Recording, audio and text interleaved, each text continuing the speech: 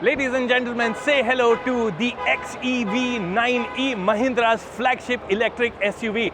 It's just been launched today at an introductory price of 21.9 lakh rupees.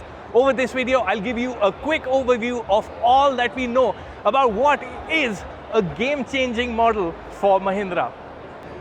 Now, starting at the front, it has got a new look. We've seen this at Mahindra's Concept Expo in the UK a couple of years back.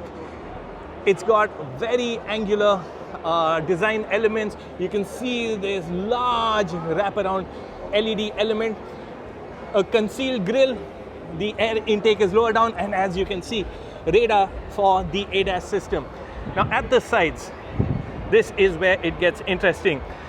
Remember, Mahindra showed an Aero concept, an SUV coupe. Well, this is going to be Mahindra's first SUV coupe.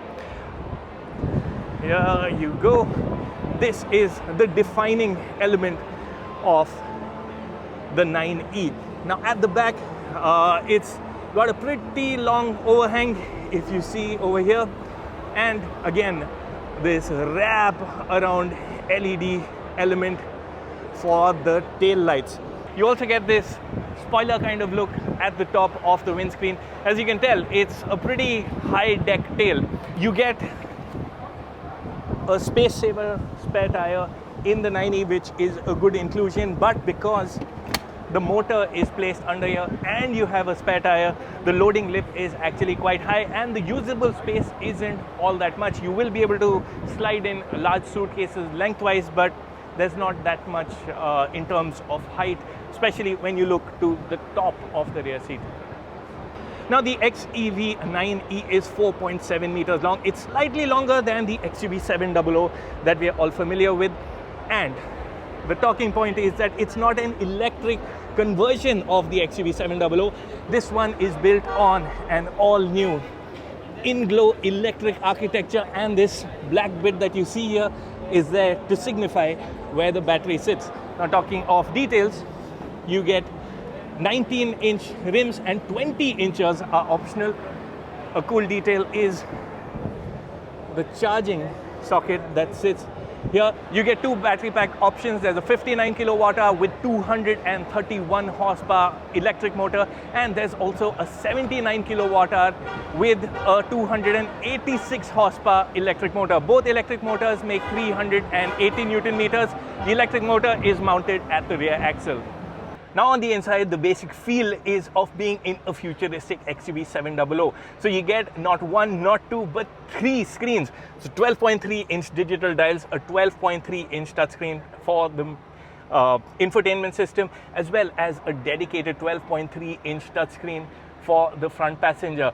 Now this screen is important because it can play YouTube, you can stream movies, and the whole works. So this is really a screen to keep the front passenger occupied. Now the touchscreen is really slick to use, as you can tell, and it packs in a whole lot of features. The other talking point inside is a Dolby Atmos sound system, which means a really immersive sound experience. 16 speakers, 1400 watt and 15 amplifiers. So this is something that I am really dying to test out. Other things of note now, there is very little actually shared with the XUV700 that we are familiar with, but the overall feel is of a futuristic XUV700.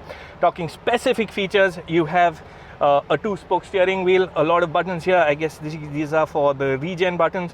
You have one pedal driving button lower down, and this is a boost mode, which gives you 10 seconds of all that the motors have to give.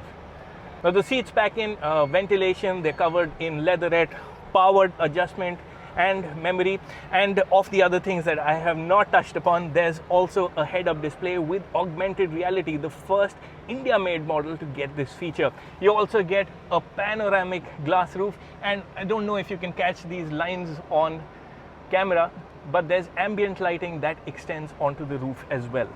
Now, in terms of rear seat space, the E9 scores pretty well. Now, I'm just under 6 feet tall, front seat set to my driving position, and I'm really comfortable on knee room. The backrest is a bit upright, but there is a solution you can adjust the backrest angle. Overall, the sense of space at the back is really impressive, and what also is a feature that chauffeur-driven buyers will really appreciate is a boss mode. So you can move this seat back and forth. Again, the experience is amplified by the glass roof. You get rear air conditioning vents lower down, as well as a dock to put tablets. And the cool thing is that the tablet can run the screens that are on the infotainment system. So really tech-loaded experience, and one that I think that a lot of passengers will really take to. Now, an interesting fact is that a 2.7 meter wheelbase will be common across the board on all in-glow architecture-based models.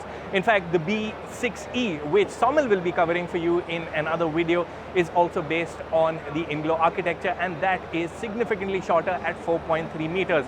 The in-glow architecture is also very modular, so it can support a front motor as well, making this a dual motor setup, and power outputs will be significantly higher. Now, that's all that we have for you today. We'll be driving the car tomorrow, and our full review will go up later this week, so stay tuned to Autocar India. I'm really curious to know, what do you think of the cars that you've seen? What I can tell you is that there is a lot of buzz generated amongst the journalists, the investors, and the dealers who are seeing these cars today for the first time. Mahindra could be onto something really big here.